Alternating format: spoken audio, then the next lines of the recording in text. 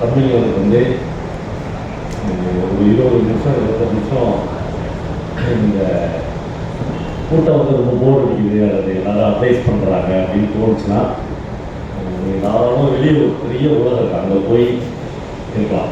இது ரொம்ப கட்டாயம் கிடையாது. இலக்கியம் வந்து என்றைக்குமே கட்டாயமே கிடையாது. யாரையும் கூட்டி வந்துலாம் உட்கார வச்சுலாம் இலக்கியத்தை வந்து கற்பிக்கவே முடியாது. ரொம்ப சென்சிட்டிவ்னஸ் தான் லிட்ரேச்சர்னு நான் எப்பயுமே கருதுறேன். உரத்து பேசுவதோ ஒரு ஆரவாரமான ஒரு உடல் மொழியை யூஸ் பண்ணுறதோ லிட்ரேச்சர் கிடையாது. ரொம்ப ரொம்ப சின்ன சென்சிட்டிவான விஷயத்தில் ஒரு மனுஷன் ட்ராவல் பண்ணுறது தான் லிட்ரேச்சர். நான் இன்னும் ரொம்ப அழகாக அதை சொல்லணும்னா, ஜெயகாந்தனுடைய ஒரு கதை, கதையில் சின்ன கோனார் பெரிய கோனார் அப்படின்னு 2 பேர் இருப்பாங்க. அவருடைய ஒரு கதையில் சின்ன கோனார் பெரிய கோனார்னு 2 பேர் இருப்பாங்க. பெரிய கோனார் வந்து பிளைண்ட், கண்ணே தெரியாது. ஒரு கட்டத்தில் அவர் வந்து தேசாந்தரம் போகணும் அப்படின்னு முடிவு பண்ணிடுவார். மனைவி யாருமே இருக்க மாட்டாங்க. அப்போ தேசாந்தரம் போகும்போது சின்ன கோனார் வந்து ஒரு பலாப்பழம் வாங்கி சந்தையிலேருந்து வருவார். ஆனால் எங்கடா போகிறேன்னு கேட்பார். இனிமேல் எனக்கு என்னடா வாழ்க்கை இருக்கு, நான் எங்கேயாவது காஃபி லாபம் சொல்லணும் போது நீ போகக்கூடாது, எங்க கூட தான் இருக்குன்னு அவர் வீட்டுக்கு கூப்பிட்டுருக்காரு.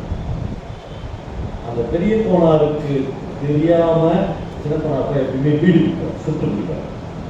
அவன் பையன் ஒரு நாள் கேட்பான், அப்பா பெரியப்பா தான் கண்ணு தெரியாதுல்ல, நீ ஏன் அவர் எதிரிலேயே சிகரெட் நீ ஏன் சுட்டு பிடிப்பையா தனியாக போய். அப்போ சின்ன கோனார் சொல்லுவாரு, அவர் கண்ணு தெரியாதுதான் தம்பி, ஆனால் எனக்கு கண்ணு தெரியுமேன்னு சொல்லுவார். இந்த எனக்கு கண்ணு தெரியுமே அப்படின்னு அவர் சொல்ற அந்த ஊரே தான் இல்லை, அதுதான் லிட்ரேச்சர், அதுதான் இலக்கியம். அந்த நுட்பத்துக்கு தான் வாசகனை கூட்டிட்டு போகணும் அப்படின்னு எழுத்தாளர் எப்பயுமே விரும்பினே இருந்தாங்க. உண்மையிலேயே ஒரு எழுத்தாளர் வந்து எந்த கட்டத்திலையும் பேசவே கூடாது அப்படின்னு தான் நான் ரொம்ப மதிக்கிற சுந்தரராம சுவாமி வந்து இந்த திருவண்ணாமலைக்கே என்று சொன்னார். அவர் நான் பல கூட்டங்கள் அதை சொல்லி ஆரம்பிப்பேன். அவர் சொல்றாரு, ஒரு ரைட்டர் பேசவே கூடாது, அப்படி பேசும்போது எல்லாம் அவன் தன்னுடைய மன நுட்பத்தை இழந்தான் மேடையில் அப்படின்னு சொல்றாரு. நான் அவனுடைய ஆடியன்ஸ் யாருன்னு அவனுக்கு தெரியும், எதிரிலே இருக்காங்க. உங்களை சிரிக்க வைப்பதற்காக, உங்களை அழ வைப்பதற்காக, அல்லது உங்களை அமைதிப்படுத்துவதற்காக அவன் மேடையில் நின்று என்னென்னமோ வித்தைகளை செய்ய ஆரம்பிக்கிறார். அப்படி செய்ய செய்ய அவன் தன்னுடைய எழுத்தின் நுட்பங்களை இழந்து கொண்டே வந்துவிடுகிறார். ஒரு ரைட்டர் வந்து நல்ல பேச்சாளர்னா இன்னும் எந்த அவசரமுமே கிடையாது. அசோகத்தனுக்கு வந்து மேடையில் ஏறி அவர் பேசி நான் பார்த்ததே இல்லை. பல ரைட்டர்ஸ் வந்து மேடைக்கே வந்தது. அதுக்கு வந்து ஜெயகாந்தன், பிரபஞ்சன் அப்படி ஒருத்தர் 2 பேர் தான் மேடையில் பேசியிருக்காங்க. இப்போ ரசராமகிருஷ்ணன், ஜெயமோகன் அப்படி ஒரு 4-5 பேர் தான் பேசுகிறாங்க. மற்றவங்க எழுதுறாங்க. எழுத்துல அவங்க அடைகாக்கிற அந்த நுட்பத்தை பேச்சுல கொண்டு வரவே முடியாது. அதை ஒரு வாசனை தொடரவே முடியாது. அந்த சங்கிலி அருந்துடும். ஏன்னா நம்மளுக்கு ஒரு பழக்கமே இல்லை. நமக்கு டிவி பார்த்து, 3ஆம் தர சினிமா பார்த்து, 3ஆம் தர இலக்கிய மேடைகளை பார்த்து, 3ஆம் தர அரசியல் மேடைகளை பார்த்து நம்முடைய மூளையை முழுக்க ஒரு கிட்டத்தட்ட ஒரு பல்வேறு வகையான சாக்கடைகள் ஓடுற ஒரு விஷயமாக மாற்றி வைத்திருக்கிற ஒரு தமிழ் சூழலில் உன்னதம் என்பதை நோக்கியும், பரிசுத்தம் என்பதை நோக்கியும், உச்சம் என்பதை நோக்கியும் ஒரு எழுத்தாளர் ஒரு வாசகனை கூட்டின்னு போறதுன்றது ரொம்ப ரொம்ப கஷ்டமான விஷயம். சுந்தரராம சுவாமி திருவண்ணாமலையில் பேசுகிறதோ சொன்னார், ஒரு நல்ல பேச்சு என்பதை வேறு யாரும் ஒரு நல்ல பேச்சா இல்லையா அப்படின்னு சொல்றாங்க. இந்த பேச்சாளனே பேசி முடித்து விட்ட பிறகு வீட்டுக்கு போய் தான் பேசின பேச்சை அவனே ஒரு 10 A4 ஷீட் வாங்கி எழுதி அதை பிரிண்ட்டுக்கு அனுப்பிச்சாங்கன்னா 99% பேச்சாளர்களுடைய பேச்சில் வெற்று பேப்பர்கள் தான் பிரிண்ட்டுக்கு போகும் அப்படின்னு சொல்றாரு. ஒண்ணுமே அவன் பேசல, 1.5 மணி நேரத்தை கடத்தி இருக்கிறான் அப்படின்னு சொல்றாரு. நான் வந்து 25-30 வருஷத்துக்கு முன்னாடி சுந்தரராம சுவாமி திருவண்ணாமலையில் பேசினேன். அந்த 1.5 மணி நேர பேச்சு நெட்ல இருக்கு. வீட்டில் போய் நைட்டு 1.5 மணிக்கு உட்காந்து ஃபுல்லாக எழுதி பார்ப்பேன். இந்த ஆள் இவ்வளோ சொல்கிறாரு, இவர் பேச்சு எப்படி இருக்குது நண்பர்களே, நீங்கள் நம்ப வேண்டும். ஒரு ஃபுல் ஸ்டாப் கமாவை கூட அவருடைய உரையில் இருந்து என்னால் எடுக்க முடியும். அப்படியே ஒரு 35-40 பக்கம் டெக்ஸ்டாக அது அப்படியே நீடித்து இருக்குது. அப்போ அவ்வளவு காத்திரமான ஒரு பேச்சை தான் ஒரு எழுத்தாளர் பேசுகிற போது ஒரு மேடைக்கு தர வேண்டும். அவருக்கு ஜோக் அடிச்சுட்டு ரெண்டு பேரும் போல் அதெல்லாம் இல்லை. அது எல்லாத்தையும் விட ரொம்ப நுட்பமான விஷயங்களை அவர் தர வேண்டியது.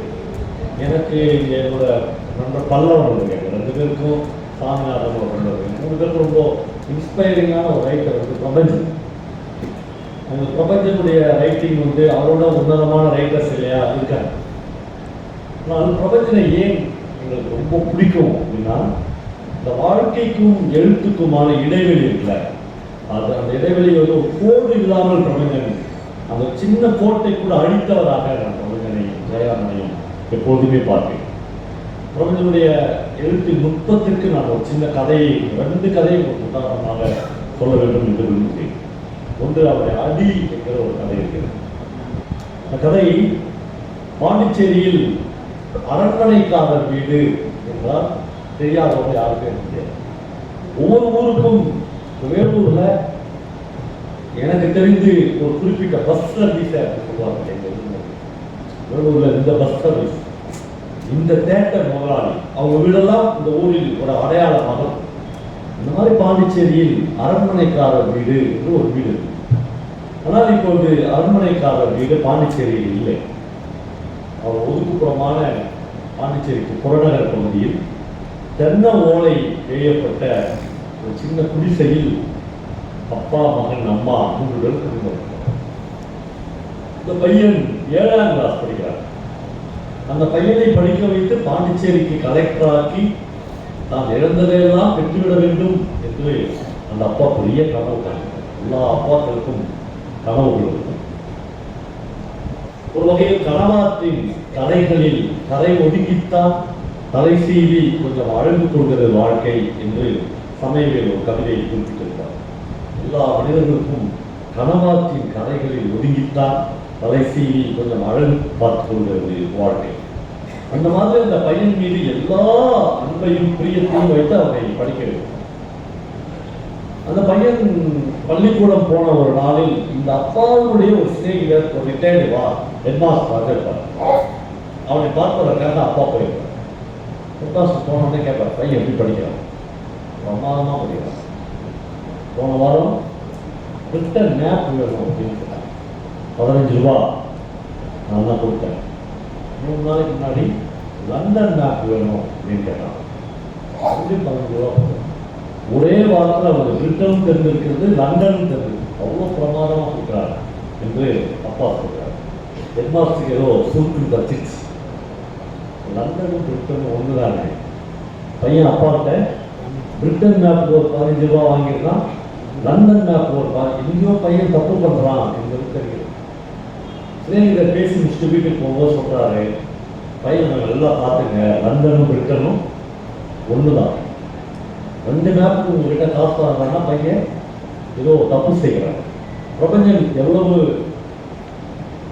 நகைச்சுவை தன்னுடைய எழுத்தில் கொண்டு வர முடியும் என்பதற்கு ஒரு உதாரணம். இதோடு இந்த கதையிலிருந்து ஒரு சீரியஸான கதை இது. நான் பிரபஞ்சன் சொல்கிறார், 3வது வீட்டில் பத்மாவதியின் இரட்டை ஜடையில் பச்சை ரிப்பனாக லண்டன் மேப்பும் பிரிட்டன் மேப்பும் குளிர்விட்டிருந்தது. 7 வயசுல 7வது படிக்கும்போது ஒரு பொண்ணுக்கு பச்சை ரிப்பன் வாங்கி தர அளவுக்கு வீட்டில் அப்பாட்ட ஏமாற்றி வாங்கி தர அளவுக்கு பையன் முன்னேறி இருக்கிறார். பிரமாதமாக இந்த பையனை தான் நம்பி அப்பா கடவுளாக அழைச்சிருந்துங்கிறார். கதையை ஒரு எழுத்தாளர் எப்படி வேண்டுமானாலும் வேண்டும். நம்ம வந்து இவ்வளோ நேரம் அவன் பேசினார்ல, அதாவது தம்பிங்கள அப்படின்னா தோணு இருக்குல்ல, தம்பிங்களே எல்லாமே நாங்கள் ஏதோ அட்வைஸ் பண்ண போகிறோம்னு அர்த்தம். ஒரு எழுத்தாளர் தன்னுடைய கதையில் எந்த கட்டத்திலும் அட்வைஸ் பண்ணவே மாட்டோம், போதிக்கவே மாட்டோம், ரைட்டரே கிடையாது. அவங்க வாழ்க்கையில் ஒரு அனுபவத்தை ஒரு கீற்று மாதிரி சொல்லிவிட்டு போகிறார். இந்த கதையில் வீட்டுக்கு வந்துடுறாரு அப்பா, பையன் ஸ்கூல் விட்டு வர வெயிட் பண்ணுறாரு. பையன் வீட்டுக்கு வரான். வந்த உடனே நீங்கள் என்னமா கொதிப்பீர்கள், ஏண்டா என் வாசல் வீடு வாசல்லாம் எழுந்துட்டு வந்து இப்படி நிற்கிற நேராக பிரபஞ்சன் அந்த கதையில் எழுதுகிறார். பையன் வந்தவுடன் அந்த அப்பா முழந்தால் பணியிட்டு அவன் முன்னால் நின்று நீங்க வா, கிட்ட வா. அவனப்பா சொல்றாரு, எனக்கு எழுத படிக்க தெரியாதுன்னா தம்பி, என் வீடு வாசல் எல்லாத்தையும் எழுதி வாங்கினேன், இப்படி ஒரு தன்னந்தட்டி போட்ட வீட்டுக்கு அவன் அனுப்பிச்சிட்டான். வேறு எக்ஸ்ட்ரா ஒய் அவனுக்கும் உனக்கும் என்ன தம்பி வித்தியாசம் கேட்கிறேன். அப்போ எழுத படிக்க தெரியாது என்பதற்காக தன்னுடைய சொத்துக்களை எல்லாம் இழந்து இங்கே வந்துட்டானாங்க.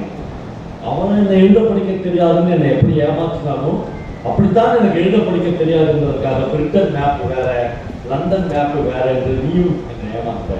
உங்க 2 பேருக்கு வேற என்ன வித்தியாசம் என்று அப்பா முழந்தால் படியிட்டு கண்ணில் நீர் பெருக அந்த பையனிடம் பேசினார் என்று பிரபஞ்சன் அந்த கதையை முடிக்கிறார். நம்மளே இந்த கதையை நான் படித்து 25 வருடங்களுக்கு மேலே 25 வருடங்களுக்கு பின்னால் இரவு 8 மணிக்கு உங்களோடு பேசுகிற போது இந்த கதையை எனக்கு ஞாபகத்தில் ஒரு சிறந்த கதை, ஒரு சிறந்த நினைவு, ஒரு பிரமாணமான காதலியிடம் பெற்ற முதல் முத்தம் எல்லாமே ஒரு மனிதனுக்கு சார்ந்த வரை அப்படியே நினைவுகள். அப்படித்தான் இலக்கியத்தை நான் படித்த பல விஷயங்கள் ஒவ்வொன்றுமே இன்றைக்கும் அதுதான் லிட்ரேச்சர் என்று இந்த உலகத்தில் அதற்கு ஒரு பெரிய இடம் இல்லை. பல இடங்களில் சொல்லியிருக்கேன். ஒரு மாவட்ட ஆட்சித்தலைவரை விட, ஒரு மாவட்டத்துடைய மந்திரியை விட, முதல்வரை விட, ஜனாதிபதியை விட, பிரதமரை விட இந்த உலகத்தில் எழுத்தாளருடைய இடம் என்பது ஒரு அடி மேலே. எப்பொழுதுமே அவன் இவர்களுக்கெல்லாம் மேலே இருக்கிறார். ஏனென்றால் இவர்கள் எல்லோரும் ஒரு அதிகாரத்தின் உச்சத்தில் இருக்கிறார்கள். அதிகாரத்தை மக்கள் மீது பிரயோகிக்கிறார்கள். அவர்கள் வாய்ப்பு தகுந்த மாதிரி பிரயோகிக்கிறார்கள். ஒரு நாள் சட்டு போகிறார்கள், ஒரு நாள் பதவி எடுக்கிறார்கள். ஆனால் ஒரு எழுத்தாளர் தான் நான் வாழ்ந்த காலத்தை பதிவு செய்து நம்முடைய அடுத்த சந்ததிக்கு கொடுத்து விட்டு போகிறார்.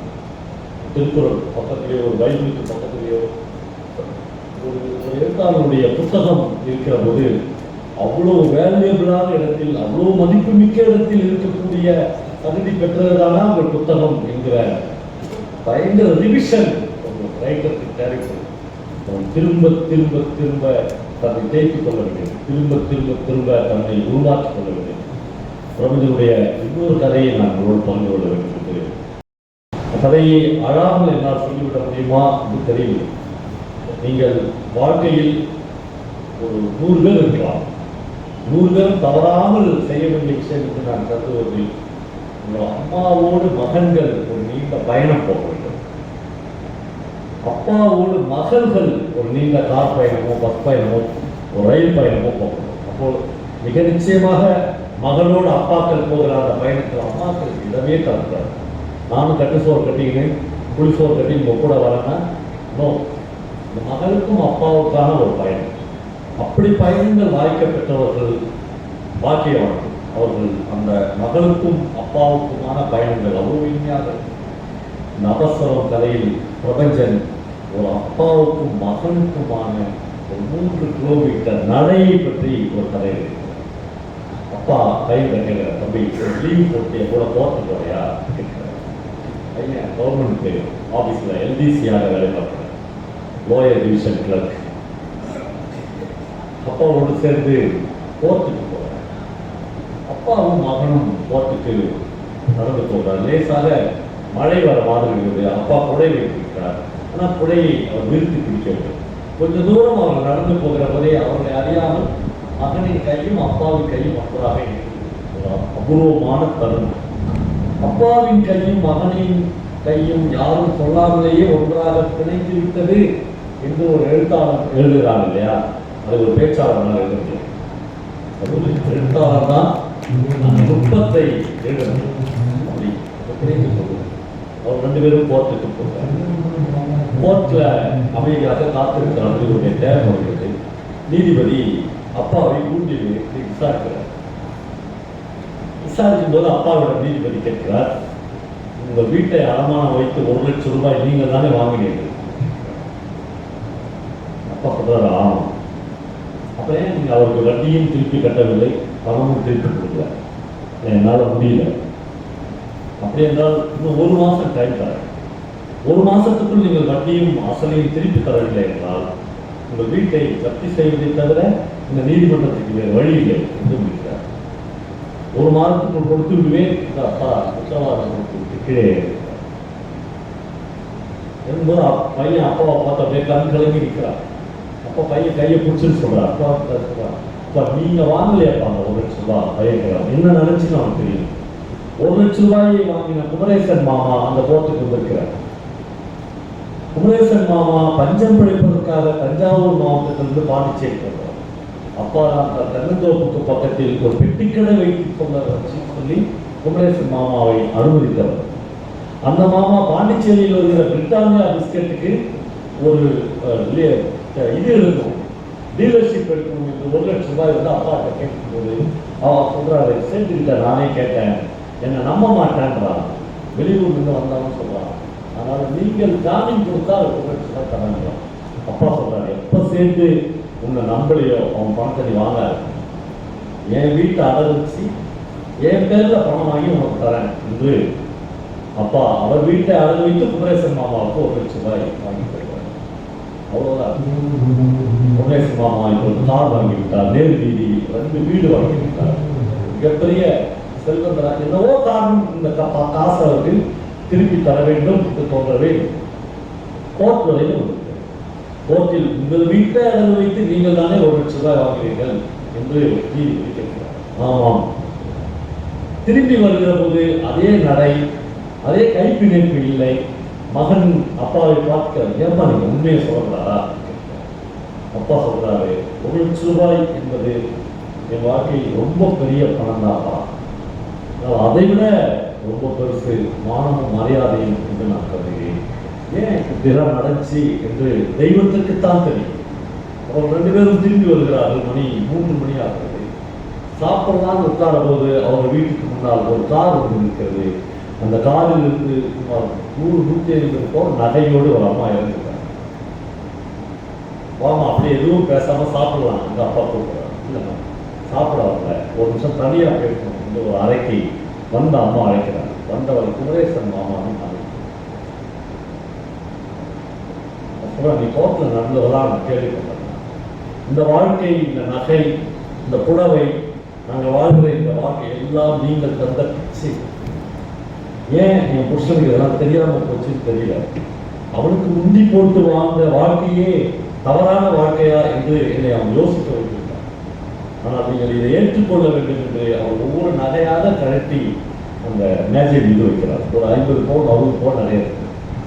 இந்த நகையெல்லாம் விற்றால் 1,00,000 அதற்கான வட்டியும் வருமானு எனக்கு தெரியாதுன்னா, ஆனால் இவ்வளவுதான் என்னால் முடியும், இதை ஏற்றுக்கொள்ள வேண்டும் என்று அப்பா சொல்கிறார்.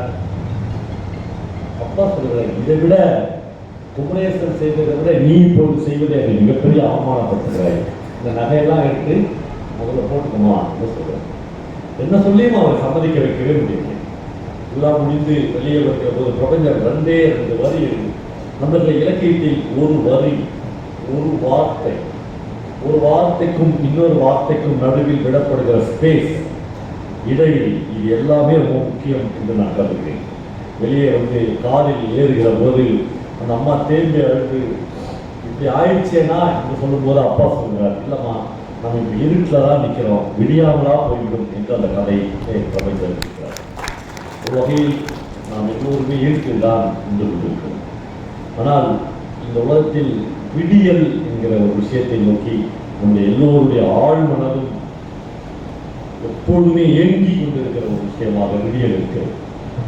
நம்முடைய வெளிப்புற தோற்றத்தில் இருக்கிற மனிதர்கள் இல்லை, நம்முடைய உட்புற தோற்றத்தில். உங்களுக்கு டி. ஜானகிராமனுடைய பாயசம் என்கிற ஒரு கதையை உங்களில் எத்தனை பேர் படித்திருப்பீர்கள் தெரியும். இந்த பாயசம் கதையில் தன்னுடைய சொந்த தம்பி மகளுக்கு நிச்சயதார்த்தம், தன் மகளுக்கு நடக்கவில்லை. இந்த வீட்டிலேயே ரொம்ப மூத்தவர், அந்த காவிரி கரையோரம் இருக்கிற அந்த ஐயர் வீட்டில் பின்னாடியே கடவுளாக இருந்து தயார் பண்ணி கொண்டிருப்பார். ஒரு பாயசம் கொதித்துக் கொண்டிருக்கும். அவரால் தாக்க முடியாது. தன் மகள் கல்யாணம் ஆகாது இருக்கிற போது தன்னுடைய தம்பி பொண்ணுக்கு கல்யாணம் ஆகிறதே நிச்சயமாகிறதே. ஆனால் இவர் தான் ஒப்பு கொடுக்க வேண்டும். தம்பி மகள் வீட்டுக்கு மூத்தவர், மிக கண்ணியமானவர். அவர் எப்பொழுதும் பலீரென பூநூல் போட்டுக் கொண்டிருக்கிறோம், எப்போதும் வெள்ளை வெளியேறுகிற சட்டை போட்டுக் கொண்டிருக்கிறோம். அப்படியானவர்கள் பரிசுத்தவான்கள், தூயவானவர்கள் என்று நாமே நம்பிக்கொண்டிருக்கிறோம். அவன் தான் இந்த 150 கோடி 200 கோடிலாம் அடிச்சுட்டு டிவியில் வந்து சிரிச்சிங்க நம்மளுக்கு போஸ்ட் கொடுக்குறாங்க. நம்ம 50 ரூபா 100 ரூபா பிப்பாக்கெட் அடிச்சவனை ரவுடி கேடி இருக்கிற லிஸ்ட்ல வச்சுனே இருக்கும். இந்த மாதிரி ஒயிட்ல இருக்கிறவன் தான் அப்படி ஒரு ஐயர். அவர் வெளியே போற சாட்டில் போய் வீட்டில் யாருமே தன்னை கவனிக்கவில்லை என்பதை பார்த்துவிட்டு அந்த பாயச அண்டாவை ஓடி வந்து எட்டி ஒரு முதல் வைத்தார். அண்டா கவுண்டு பாயசம் நிச்சயதார்த்தத்துக்காக செய்த எல்லா பாயசமும் கீழே கொண்டு யாருமே தன்னை பார்க்கவில்லை என்று அவர் நினைக்கிற போது அந்த மணப்பெண் பார்க்க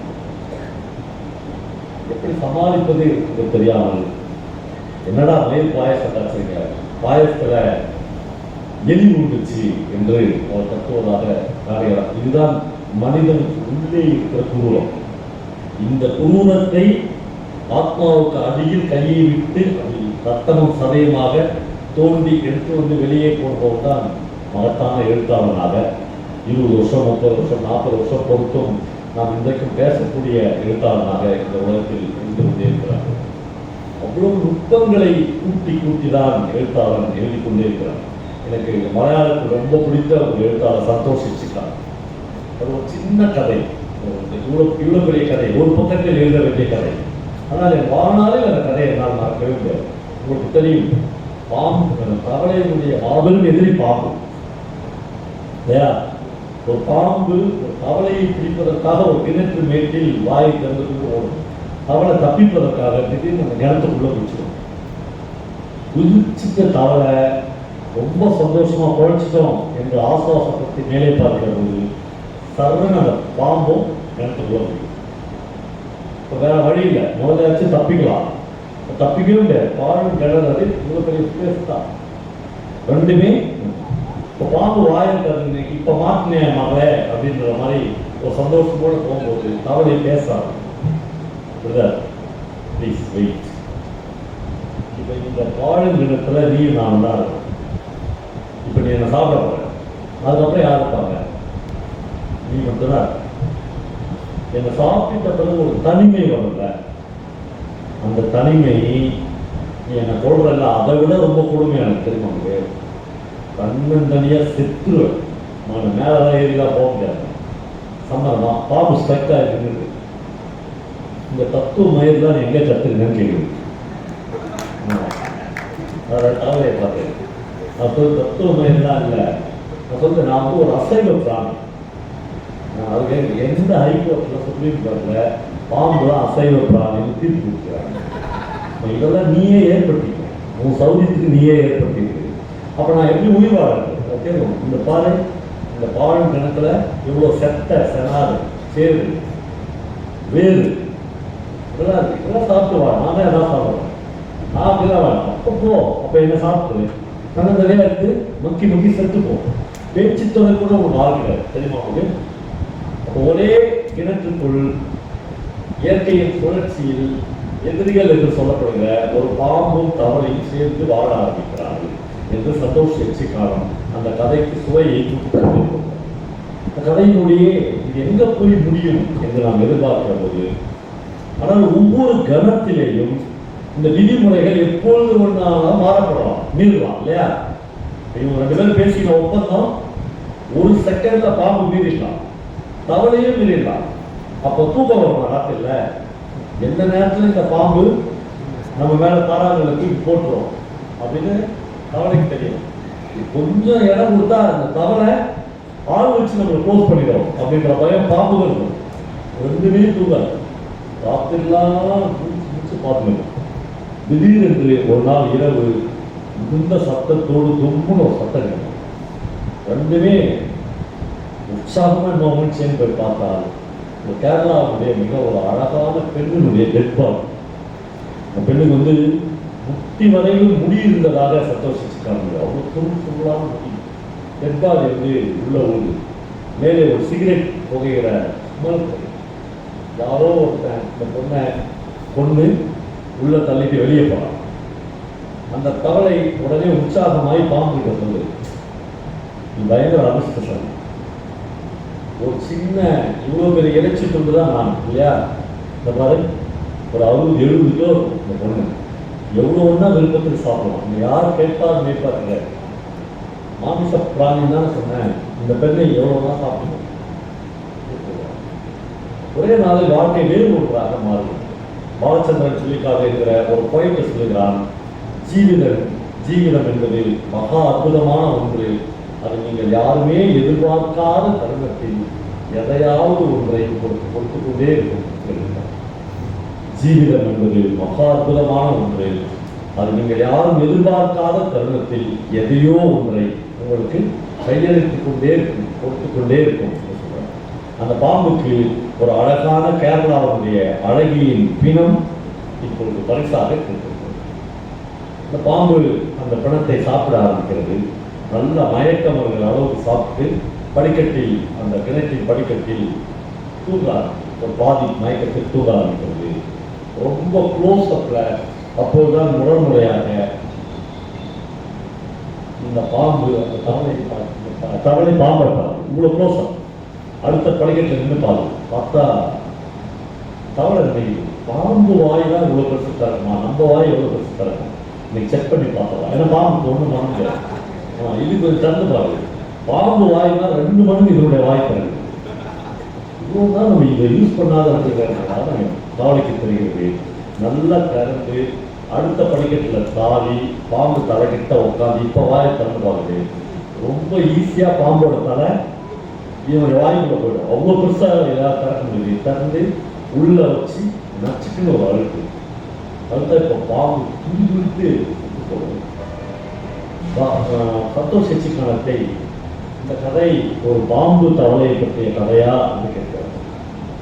அவர் புன்னகித்துக் கொண்டே சொல்கிறார், பாம்பு தவளை கதை என்று நீங்கள் நினைத்தால் நீங்கள் ஒரு நல்ல ரீடர் இல்லை என்று இருக்கிறீர்கள், நீங்கள் ஒரு நல்ல வாசிப்பாளர் இல்லை. எப்பொழுதுமே எழுத்தாளர்கள் நேரடியாக ஒரு விஷயத்தை பிரச்சாரம் செய்யவே மாட்டார்கள். கலை என்பது அது இல்லை. கலை என்பது அது ஒரு மிகப்பெரிய விஷயத்தை உங்களுக்கு கையளிக்கக்கூடியது. நான் கடைசியாக ஒரே ஒரு சின்ன விஷயத்தை எனக்கு பிடித்த ஒரு எழுத்தாளரை பற்றி சொல்லி முடிக்க வேண்டும்.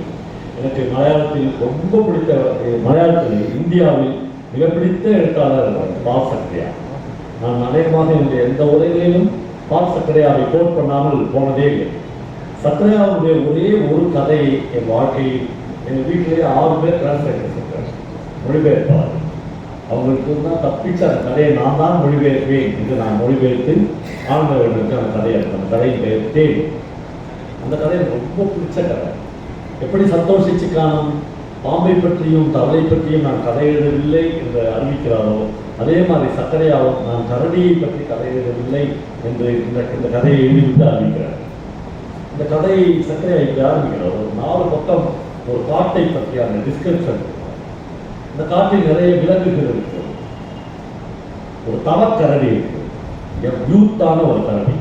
அது அந்த கரடியை ஹண்ட் பண்ணி போட்டாலும் ஒரு 200 கிலோ தேரும். அவ்வளவு திடபாத்திரமான கரடி. இந்த கரடி நடுக்காட்டில் நடந்து போகிறது. கிட்டத்தட்ட ஒரு 10-12 பெண் கரடிகள் ஒரு மர நிழல்களில் நின்று கொண்டு இந்த கரடியின் வனப்பை பார்த்து, இந்த கரடியை பார்த்து ஏறுகின்றன. சைக்கிள் காலேஜில் ஒரு நல்ல இளைஞனை பார்த்து பல பெண்கள் அவர் மயங்குவதை மாதிரி இந்த கரடியை பார்த்து பல பெண் கரடிகள் மயங்குகிறார்கள். சக்கரை எழுதுகிறார், இந்த கரடியின் நகக்கண் கூட இந்த பெண் கரடியை பார்த்து நகரவே நேரம் கடவுள்கிட்ட போகுது. அப்படியே சொல்லுது, சாமி போய் இன்னொரு நாத்தம் முடிச்ச கரடியை நான் லவ் பண்ண முடியாது, இப்போ கல்யாணமும் பண்ணி முடியாது.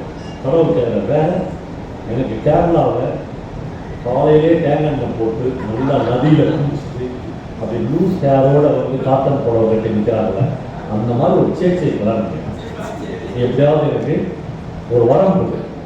கடவுள் சக்கரையாக இருக்கிறாரு. அப்போ தான் கிரிக்கெட் பார்த்துக்கிறாரு. அப்போ சொல்கிறாரு உந்து அப்படிங்கிறார். அப்படின்னா சாங்ஷன் ஒரு சேச்சியை கல்யாணம் பண்ணிக்கலாம். போகும்போது சொல்கிறார், எந்த சேச்சிக்கு ரொம்ப தேன் பிடிக்குதோ அவர் தான் மனைவி அப்படின்னு சொல்கிறார். ஒரு சின்ன இக்கு வைக்கிறார். கரடி ஒரே ராத்திரியில் இந்த காட்டுக்குள்ள இருக்க எல்லாத்தையும் கூடியும் அழிச்சு மொத்தத்தையும் இந்த காட்டுக்கு வெளியே போட்டு தனக்கான பெண் வரப்போகிறாருன்னு காத்துக்கு. இந்த பாரதராஜா படம்லாம் அப்படி பார்த்து எடுத்துருந்தான். அதே பார்த்துட்டே இது தூரத்தில் ஒரு பெண்ணாக வராங்க, தேன் எடுத்து எங்கள் வீட்டுக்காரர்கள் எடுத்து போயிடுறாங்க. எந்த பொண்ணு அதிலே குடிக்கிறாளோ அந்த பொண்ணு தான் என்னுடைய லவராக இருக்கும். ஒரு பொண்ணு காட்டன் புடவையோட வந்து கிட்டத்தட்ட ஒரு 1.5 லிட்டருக்கு மேலே தேன் அவளே குடிக்கிறான். தந்தை ஒரே உற்சாகம் காற்றை விட்டு வெளியே வந்து ஓடி போய் அவள் கையை பிடிச்சி ஐ லவ் யூ. அவன் முதல்ல கையை பண்ணேன். அவள் டிஷ்யூ பேப்பர் போட்டு நல்லா கையெல்லாம் தொடச்சிட்டு சாப்பிட்டு இப்போ சொல்லுங்க என்ன வேணும், ஐ லவ் யூ மலையாளத்தில் சொல்லு, தாய்மொழியை பேசு, நான் உன்னை பிரேமிச்சு. ஓகே, நானும் உன்னை பிரேமிச்சு நேரம் ஒரே செகண்டில் காதல் கை கொடுக்கும். மற்றதெல்லாம் உள்ளே போய் பேசிக்கலாமா அப்படின்னு 2 பேரும் உள்ளே வந்து 2 பேரும் பேசுகிறாங்க. ஃபஸ்ட்டு எடுத்து வந்து அந்த பொண்ணு ரொம்ப விவரமான பொண்ணு. ஓகே, மலையாள பொண்ணு ரொம்ப விவரமாக தான் இருப்பாங்க. உள்ளே வந்தோடனே ஃபஸ்ட்டு வந்து பேங்க் பேலன்ஸ் எவ்வளோ இருக்குது, குடும்ப நாட்டில் நம்ம கரடி சொல்லிட்டு இல்லை எங்களுக்கு ஆதார் கார்டு கிடையாது, பேன் கார்டு கிடையாது, பேங்க்கில் அக்கௌண்ட் கிடையாது, ஆனால் நான் மிகப்பெரிய கோட்டீஸ்வரன். எப்படி கோட்டீஸ்வரன்? தமிழ்நாட்டில் கருப்பை அவங்க நாட்டில் இருந்தார்.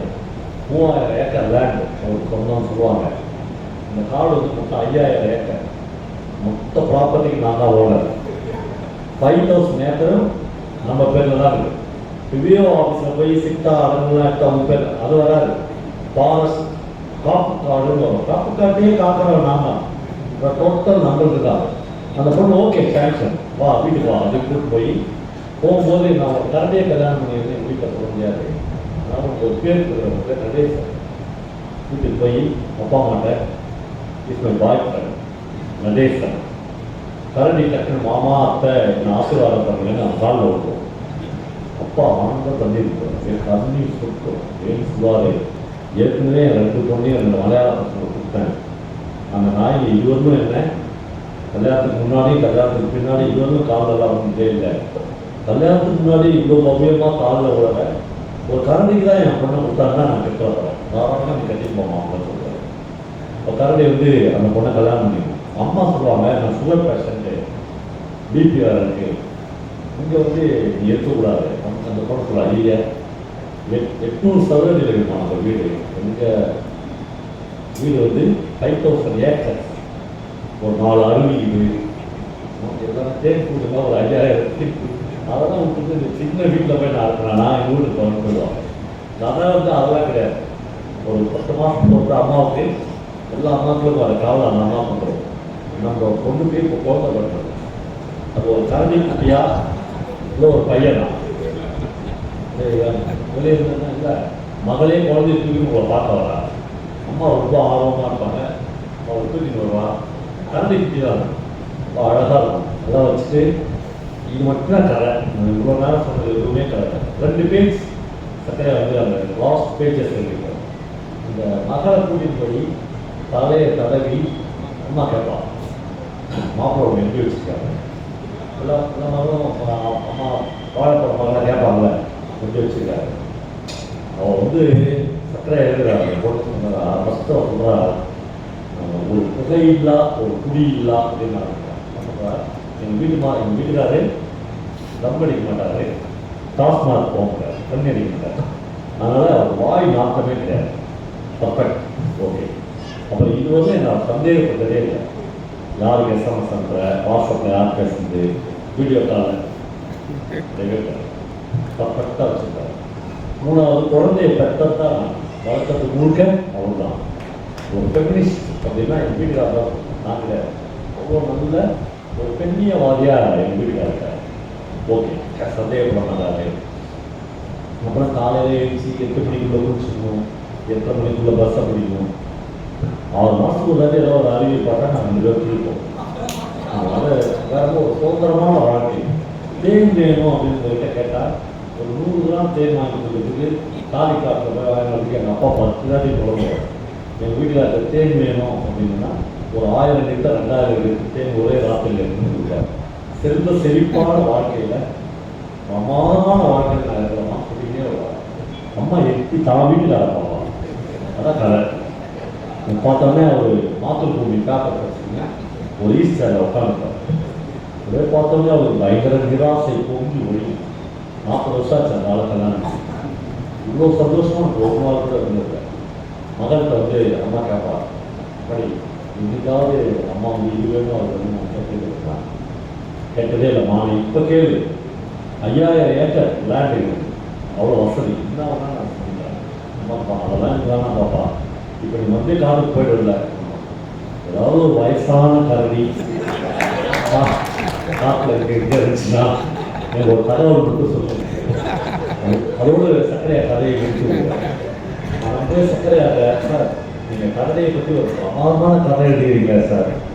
இல்லை, வாசகனுக்கான பெரிய சவால் கதை கதையும் பாம்பு தவளை கதையும் 21ஆம் நூற்றாண்டில் எழுதப்பட்ட மிகச்சிறந்த பெண்ணிச கதைகளில் உச்சத்தில் சர்க்கரையாவுடைய கனி என்கிற தேன் என்கிற இந்த கதையை என்னால் வைக்க முடியும். எவ்வளவு தர்க்கங்களை ஒரு எழுத்தாளர் வாசகனுக்கு விட்டு சொல்றார். எவ்வளவு இசையா நிரப்பிக்கொள் என்று லாசாராமாவுடைய எழுத்தாளர்கள் தன்னுடைய படைப்புகளை நமக்கு தந்துவிட்டு போயிருக்கிறார்கள். எவ்வளவு தர்க்கங்களை அடுக்கிக் கொண்டே போ என்று ஜெயந்தன் மாதிரியான எழுத்தாளர்கள் ஒரு வாசகனை சவாலுக்கு அழைத்திருக்கிறார்கள். எவ்வளவு பழமைகளை தூக்கி போட்டு விதி என்று ஜெயகாந்தன் மாதிரியான மக்கள் பழமைவாதிகள் என்பவர்கள் வயதானவர்களாய்த்தான் இருக்க வேண்டும் என்று எந்த அவசியமும் இல்லை என்கிற ஒரு தர்க்கத்தின் மூலம் நமக்கு உணர்த்துகிறார்கள். எவ்வளவு அன்பை, எவ்வளவு மானுடத்தின் பிரியத்தை பிரபஞ்சன் மாதிரியான எழுத்தாளர்கள் நமக்கு தெரிவித்துக் கொண்டிருக்கிறார்கள். நம்மளை வாசிப்பு என்பது சத்தியமாக மிக நிச்சயமாக பாடப்பட்டவர்கள் இல்லை. அது ஒரு வகையில் வாசிப்புக்கு எதிரானதாக இருக்கிறது. அது ஒரு வகையில் பண்டிதர்கள் கையில் சிக்கிய செய்யுள்களை கொண்டதாகவும், அது ஒரு வகையில் ஆசிரியர்கள் கையில் சிக்கிய பாட புத்தகங்களுடைய டெக்ஸ்டாகவும் மாறிவிட்டு இருக்கிறது. ஜெயகாந்தன் சொல்வது மாதிரி படிப்பு என்பது, வாசிப்பு என்பது சந்தோஷத்தால் நிரப்பக்கூடியது என்று அவர் சொல்கிறார். எதெல்லாம் எனக்கு சந்தோஷத்தை தருகிறதோ அதுதான் வாசிப்பு என்று சொல்கிறார். அப்படியான ஒரு வாசிப்பின் முன் எடுப்பை உங்களுக்கு உணர்த்த வேண்டும் என்பதற்காகத்தான் இந்த புத்தக கண்காட்சி. இந்த புத்தக கண்காட்சி ஒரு சோழி. இந்த புத்தக கண்காட்சியில் ஏராளமான ஒருவருடைய வணிகத்தை அடிப்படையாக கொண்ட புத்தகங்கள் நேர் கண்ணெதிரில் அடுக்கி வைக்கப்பட்டிருக்கின்றன. ஒரு நல்ல வாசகன் அவனுக்கான நல்ல புத்தகங்களை தேடி தேடி தேடி கண்டுபிடிப்பான். இந்த குப்பை மேடுகளில் இருந்து தனக்கான நவரத்தன கற்களை அவன் பொறுக்கி எடுத்துக்கொள்வான். நீங்கள் அது என்னவாக இருக்க போகிறீர்கள் என்பதுதான் என்னுடைய ஒரே கேள்வி. இந்த கேள்வியோடு உங்களிடம் விடைபெற்றுக் கொள்கிறேன்.